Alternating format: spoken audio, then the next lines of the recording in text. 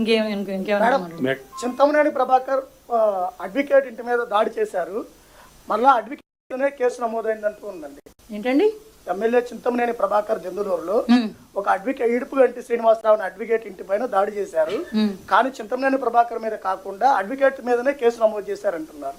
Case నమోదు చేశారని అంటున్నారా? కేసు నమోదు చేశారండి, చేశారు, కేసు నమోదు చేశారు.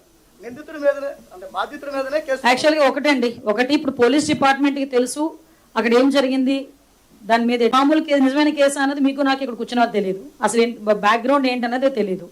సో నేను డెఫినెట్గా నేను ఆ వీడియో కూడా చూశాను, నేను ఎస్పీ గారితో కూడా మాట్లాడాను, ఎస్పీ గారు కూడా నాకు ఒక నివేదిక ఇచ్చారు, దాన్ని బేస్ చేసుకొని ఎంక్వైరీ కూడా జరుగుతుంది.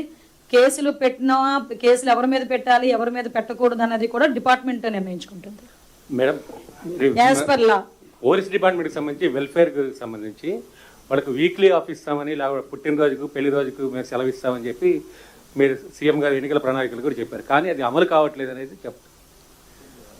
అమలు అయ్యేదానికి కూడా దాన్ని ఎలాగ చేయాలి, ఇప్పుడు మీ అందరికీ తెలుసు సిబ్బంది కొరత ఉంది, కానీ సీఎం గారి నోటి నుంచి వచ్చింది కాబట్టి దాన్ని ఎలా చేయాలనే దాని మీద ఆల్రెడీ అంటే దానికి కూడా యాక్షన్ ప్లాన్ ఉంటుంది కదండి. ఇప్పుడు ఒకేసారి ప్రాబ్లం అయ్యి వాళ్ళు ఏదైనా సెలవుల మీద వెళ్ళినా అగైన్ మళ్ళీ మీరే కూర్చొని ఏమంటారు, వాళ్ళందరూ సెలవులు ఇచ్చారు పెళ్లి రోజుని పుట్టినరోజుని, ఈ రోజు ఇక్కడ ల్యాండ్ ఆర్డర్ తప్పిందని మీరే అంటారు మళ్ళీ.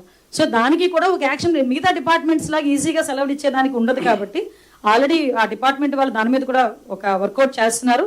ఎలా వాళ్ళకి వెసులుబాటు కల్పించాలి, ఏ స్టేషన్ ఎంతమందికి ఇవ్వాలి, ఎలా ఇవ్వాలి అన్నది ఒక యాక్షన్ ప్లాన్తో వస్తారు. యాక్షన్ ప్లాన్తో వచ్చిన తర్వాత చదివచ్చు. సరెండర్ ఎన్కాష్మెంట్ కూడా 4 పెండింగ్స్ ఉన్నాయండి.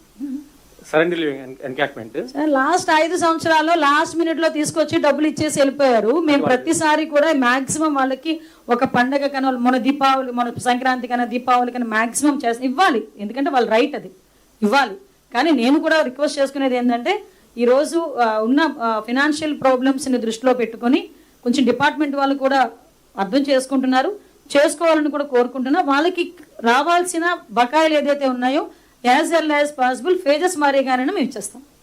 Ma'am, recently a hit and over here, ma'am, to your left side, to your left. Yeah, please. Recently a hit and run case happened in West Godavari district, and this inability to apprehend that culprit or the accused person and seize his vehicle is raising questions about the ability to track and trace and seize hit and run cases. It happened in a village called Karla, where a Dalit minor boy who passed intermediate was hit and he died on the spot, and the car escaped, and the police are yet to trace the vehicle and catch hold of the culprit. It has already been 10 days. Sir ఒకటి విషయం ఏంటంటే మాకు ఇన్వెస్టిగేషన్లో ఎక్కడైనా ఆ trace అయితే కనుక vehicle trace అయినా నిందితుడు ఎవరైనా ట్రేస్ అయినా ఇమీడియట్గా తీసుకొస్తాం. అందులో ఎక్కడా కూడా మాకు ఇందులోని దాబ్రికాలు అవసరం లేదు, ఎవరు బంధుత్వాలు కూడా ఉండవు పోలీసులకి. ఓకే, నేనేమంటానంటే కొన్ని సందర్భాల్లో ఒక్కొక్క కేసు ఇమీడియట్గా ఒక 2 గంటల్లోనే ట్రేస్ అవుట్ చేయగలం. ఒక్కొక్క కేసు కొన్ని సందర్భాల్లో ఒక 2 days అయినా 3 days అయినా కూడా ట్రేస్ చేయలేకపోవచ్చు. కానీ మా డిపార్ట్మెంట్ దాని మీద ఎఫెక్టివ్గా వర్క్ చేస్తున్నారు, ఇమీడియట్గా వాళ్ళందరినీ కూడా పట్టుకుంటాం. 10 రోజులు అయిందండి, నియర్లీ 10 days. యా సార్, దాని మీద టెక్నికల్ ఇష్యూస్ ఏమున్నాయి ఒకసారి నేను కూడా చెక్ చేసుకుంటాను. మీరు చెప్పారు కదా ఇప్పుడు, నేను కూడా చెక్ చేసుకుంటాను. Thank you. Madam, ACB data ఒకటి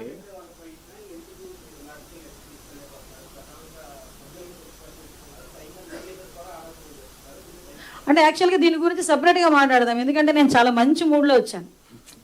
నేను 2 సంవత్సరాలు ఇంత ఎఫెక్టివ్గా పోలీస్ డిపార్ట్మెంట్ పనిచేసి మా డిపార్ట్మెంట్ అందరినీ నేను అప్రిషియేట్ చేసుకునే మంచి పొజిషన్లో అలాంటి విజ్ఞత లేని వాళ్ళ గురించి మాట్లాడి నన్ను నేను తగ్గించుకోదలుచుకోలేదు. కానీ మాట్లాడతా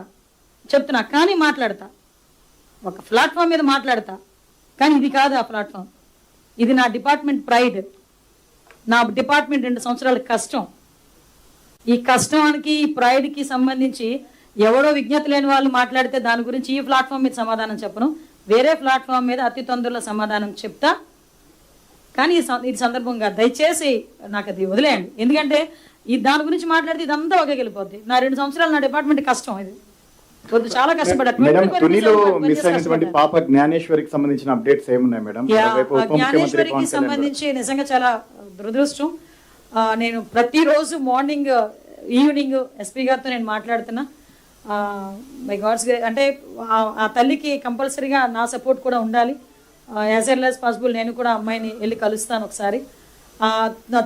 చిన్నపిల్ల ఎక్కడైతే తప్పింది, ఆఖరికి ఆ డాగ్ ఏదైతే అమ్మాయిని అసిస్ట్ చేసి వెళ్ళిందో ఆ డాగ్ చనిపోయిన తర్వాత కూడా పోస్ట్ మార్టం కూడా చేయడం జరిగింది. ఆ రిపోర్ట్ కూడా రావడానికి ఒక one day post mortem report వస్తుంది. ఓవరాల్గా చెప్పాలంటే కొన్ని టీంలు, ఎన్డీఆర్ఎఫ్ టీంలు కూడా ఒకవేళ ఇన్ కేసు ఎక్కడైనా ఆ అడవుల మధ్యలో ఉండిపోయిందా, లేకపోతే ఎక్కడైనా ఏదైనా అన్ఫార్చునేట్ థింగ్ ఏదైనా జరిగిందా, దాని గురించి కూడా ఆ యాంగిల్లో కూడా పనిచేస్తున్నారు. ఎన్డీఆర్ఎఫ్ టీం అక్కడే ఉంది, టీమ్స్ ఏర్పాటు చేసాం. ఫారెస్ట్ డిపార్ట్మెంట్ వాళ్ళు ఉన్నారు, ఎస్డీఆర్ఎఫ్ టీం వాళ్ళు ఉన్నారు, మా పోలీస్ టీం పనిచేస్తుంది. 24/7 ఆ పాప ప్రాణంతో దొరకాలి అనే ఈరోజు మనం అందరం కూడా కోరుకుంటున్నాం కూడా. మేడం సైబర్ కేసులో ఇప్పుడు చాలా వరకు చాలా కట్టడి చేశారు, కానీ పోలీసులకు చిన్న సమస్య వస్తుంది. కేసెస్ వాళ్ళని కట్టేటప్పుడు వాళ్ళ మీద ఆ సెక్షన్స్ ప్రాపర్గా లేకపోవడం, తర్వాత గట్టి సెక్షన్స్ లేకపోవడం వల్ల వాళ్ళు త్వరగా బయటకు వచ్చేస్తున్నారు అనేది డిపార్ట్మెంట్ నుంచి కూడా వస్తున్నారు సార్.